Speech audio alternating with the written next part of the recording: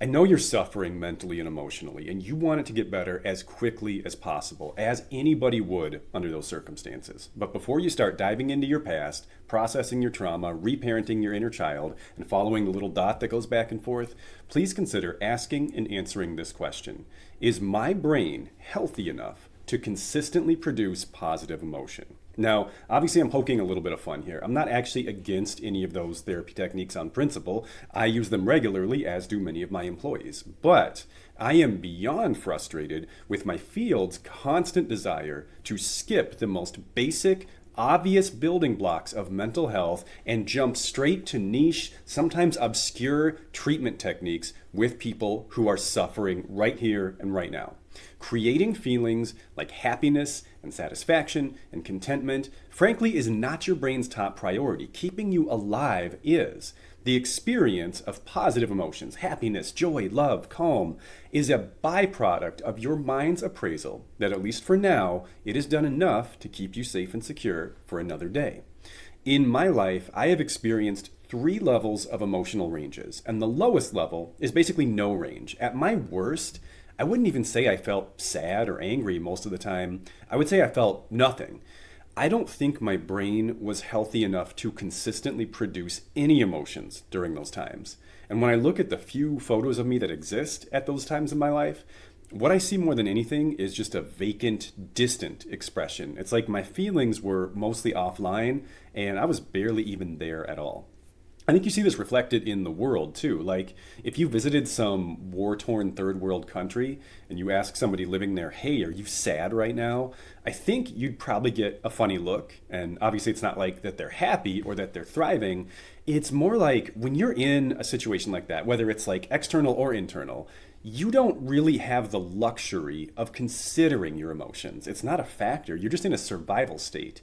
And being asked how you feel at a period of time in your life like that is a little bit like asking an ER doctor working overnight on the 4th of July, like what he had for dinner. The answer is trauma.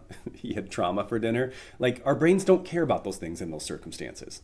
The mid-range emotionally is when you have feelings, but they're primarily feelings like sadness and anger and fear. Like your emotional system is online, but it's not really enjoying being here for the most part. And this can happen for a few reasons, but the most common one I see is the brain lacking the physiological resources it needs to manage the emotions it generates. If you're out of survival mode, you have access to your emotional experience again, but that doesn't mean that those emotions are going to feel good. Your prefrontal cortex is responsible for regulating the emotions generated by your midbrain. So your midbrain, which as you can probably guess is in the middle of your brain, creates emotions. That's where our emotional experiences come from. And then it's your frontal lobe and specifically your prefrontal cortex that tries to figure out, okay, we have these emotions. What do we do with them? Like, are they appropriate? Should we act on them? How do we keep them in context? We're going to feel this way forever, or is this like a short time thing?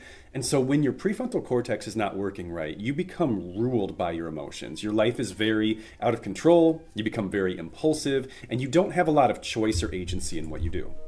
That third upper range is when the emotions you experience begin to shift more towards the positive. And that's where I would say my life is right now. It's never going to be fully positive. You're never going to be happy all the time. So don't make that your goal or you will perpetually be disappointed. We live in a fallen, broken world and nobody is happy all the time. Nobody has that here. It isn't real. But this upper level is where most therapists like to operate and where most therapeutic techniques are designed to operate. It's like looking at the finer details of your life, like the quality of your relationships and the way you talk to yourself and whether you're satisfied with your career, and trying to see if any of those things need shifted around or not. I personally think that this is a huge problem because anecdotally, the majority of clients I see here in my therapy practice, they are functioning in that middle range. They have emotions, but they're not pleasant. They're not enjoyable. I see a few clients who are actively in survival mode and a few who are on that upper level and kind of working on life fulfillment. But most of the people I see, they're in the middle. And if my description of that middle sounds like you, the part of your life where you're most likely to find benefit for your mental health is your physical health. And this goes back to our initial question. Is my brain healthy enough to produce positive emotions. Because if your brain is producing a lot of emotions like fear or anger or sadness, those tend to get, for lack of a better term, stuck in our brains because we have this negativity bias. And I've talked about this on here before, so maybe you've heard me say this. Our brains are built for survival. They're built to recognize danger and threats and patterns. And so when we feel a distressing emotion, our brains interpret the level of distress that we experience as basically an accurate gauge of how important that scenario is. The more freaked out we are, the more scared or angry or sad we are, the more our brain says, this thing must be a threat to our existence, so we need to really, really pay attention to that. And again, that's your midbrain. That's your like mammalian survival-oriented brain. Your prefrontal cortex is what takes all of that and says, okay, but is that real? Like, is that accurate? Like, when if you're someone like most people who gets really freaked out about public speaking, for example, you know that when you have to engage in public speaking, you literally feel like you're in danger. Like you feel like you could die from it. That's how terrible it is. And your prefrontal cortex is the part of your brain that says like, okay, this is really stressful. This feels really hard. It's not actually gonna like kill us though. It might suck. It might be really embarrassing. That's as bad as as bad as this is gonna get. And in order for your prefrontal cortex to do that job, as well as things like consider how the actions you might take today will affect you tomorrow, or engage in complex social interactions with people, like reading subtle social cues, correctly identifying body language, having empathy for other people. In order for your brain to do all of this stuff, it needs to be pretty physically healthy.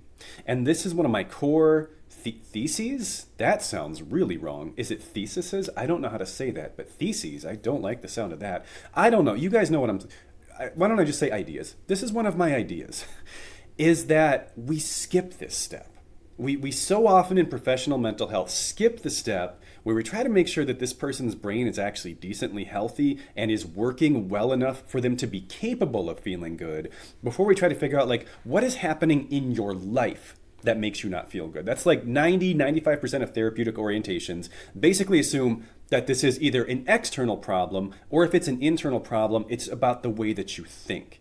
And I so many times I see this not being the case. I see people who are sleeping, maybe 5, maybe 6 hours a night. They're snacking on like really simple carbohydrates for breakfast and lunch and throughout the majority of their morning. And then they're like binge eating at dinner time.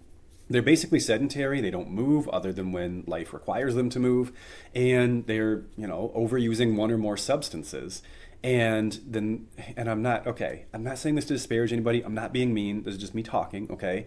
And then they're like, why am I not happy? Is it because my parents weren't all that nice to me 30 years ago when I was a kid? Or like, no, it's because your brain's not working. Like, you're not going to feel good under those circumstances. Your brain won't allow you to feel good under those circumstances. And until we address the lifestyle variables that are preventing your brain from doing the things it needs to do for you to be able to semi-consistently feel positive emotion, you're not going to get anywhere, probably with anything, including therapy.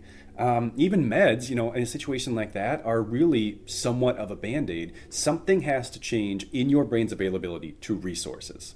Now, that being said, I know that working on your physical health can be just as complicated as working on your mental health, and it isn't always obvious exactly what you should be doing to get healthier.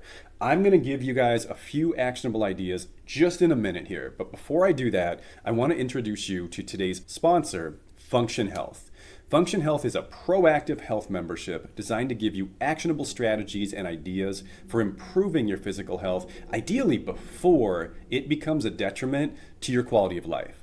The information that Function provides from a simple blood draw is far beyond what you get from a typical physician visit. It's also worth noting that Dr. Andrew Huberman is a part of the team behind Function Health. I know from the comments you guys leave on my videos that many of you are big fans of his work as well. One of you, I can't remember your name, but one of you is always saying that I'm going to be on Huberman someday, and I appreciate that. He's a cool guy. Hopefully, you all know that integrity and transparency are very important to me. I just got started with Function and I am about to get my first round of blood work done, so I haven't personally seen my results yet. I can't speak to that part of the process. I will be sharing that information with you all in some additional content that's going to come in the next couple of months, but I am genuinely excited to see my results and get some ideas for next steps. If you're interested in receiving personal insights on making proactive improvements to your health, check out the link in the description or scan the QR code on the screen. The first 1,000 people who sign up through functionhealth.com/Dr. Scott Eilers or use the code Dr. Scott 100 will receive a $100 credit towards their membership. So, I'm obviously not a medical doctor or a nutritionist or a personal trainer, so I can't give you like a comprehensive step-by-step plan for improving your mental health by improving your physical health. But I can at least lay out the basics, and they fall into those 4 categories we talked about earlier: sleep, nutrition, physical activity, and substance use. Sleep, most people need about 8 hours a night. The variance in that, there is individual variance. We're not all exactly the same. The variance is maybe an hour. And so something like 99.5% of people, I think it is, function their best on somewhere between 7 and 9 hours of sleep.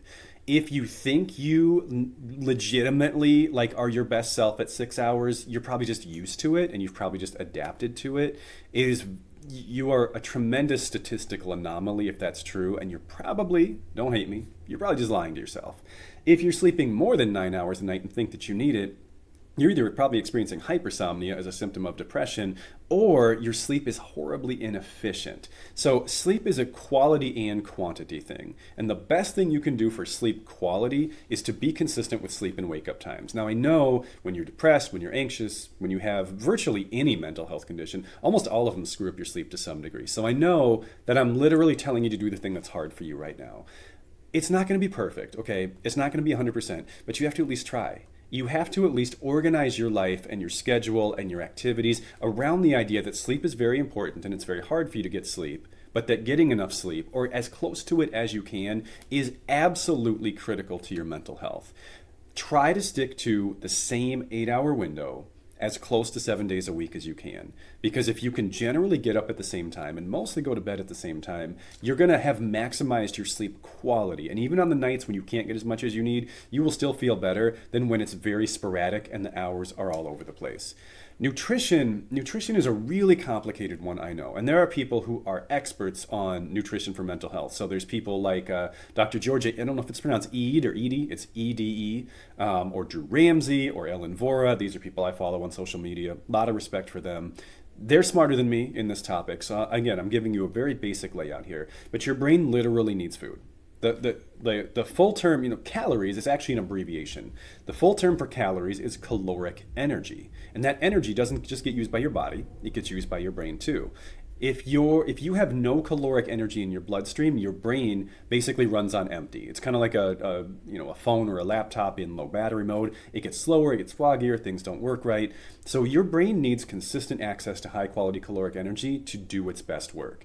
That typically means eating about every 5 or 6 hours. Again, there are some metabolic differences in people, just like there are needs, differences in sleep needs, but they're pretty minute. And so if you're not somewhere within that range, you're just not going to feel your best, and your brain's not going to work as well as it can, and your emotions are probably going to be a little bit haywire and out of control. So if you eat 3 meals a day, spaced 5 or 6 hours apart, and those meals have a decent balance of proteins, carbohydrates, and fats, then your brain is going to consistently have the energy it needs to do its most important jobs for the most part. Physical activity, I've made entire pieces of content on this one, so I'm going to give you the bird's eye view here. If you are sedentary, your brain's not going to be healthy. It's just not. We have to move our bodies. Our brains need access to blood flow and they need access to oxygen. And if our cardiovascular system is not in good shape, it doesn't get those very well. And the way we keep our cardiovascular systems in shape, for the most part, is by moving our bodies. The good news on the physical activity front is it doesn't totally matter what you do because it's all activity. So just do whatever you're into. If you're not into anything, do what you hate the least. It doesn't have to be exercise, right? There are a lot of hobbies or things that you can do that involve moving your body just as a part of the activity, but it's not like going to the gym. It's not like a class. So like if you like to go bird watching and you have to walk to do that, that's physical activity. If you're a gardener, you're moving up and down a lot, you don't have to have a workout routine.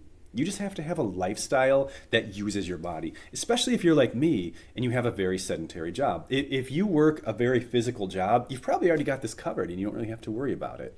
But if if you're like me and you sit in an office chair all day, you got to build this in or your brain's not going to work right. And the last one, of all of these, all these are easier said than done. This one might be the hardest though, which is substance use, because of course people can become physiologically addicted to substance use. If you feel like you have like a substance abuse or a substance dependence problem, I'm of course not going to come on here and tell you just stop. I do understand that it is harder than that. If you don't feel like you have a substance problem other than just like some bad habits maybe, or you're just using substances pretty regularly and pretty heavily and you think it's not bad for your mental health, then honestly I am going to say, think about just stopping because you're probably lying to yourself. There might be some exceptions, like there are certain substances that in certain very controlled doses for certain mental health conditions do have clinical effects. I know this, I've read the research. It's very inconsistent, and for some people it backfires massively. It's just that a lot of the people that I know cite that literature aren't actually using the substance in the way that it's described in the literature. So like if it says use this much and that's helpful for depression and you use this much, and on the podcast I just like made my hand bigger, then you're referencing literature that doesn't apply to you. You're not doing the thing they're talking about.